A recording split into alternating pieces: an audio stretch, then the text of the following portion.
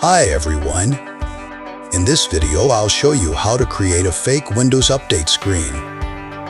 First, open your browser. I'm using Google Chrome. Next, copy and paste the link given in the description below. Once the website opens, you'll see several fake update screens: Windows 10, Windows 11, Windows XP, Windows 7, and more. Choose the one you want to use. For example, I'll select the Windows 10 update screen.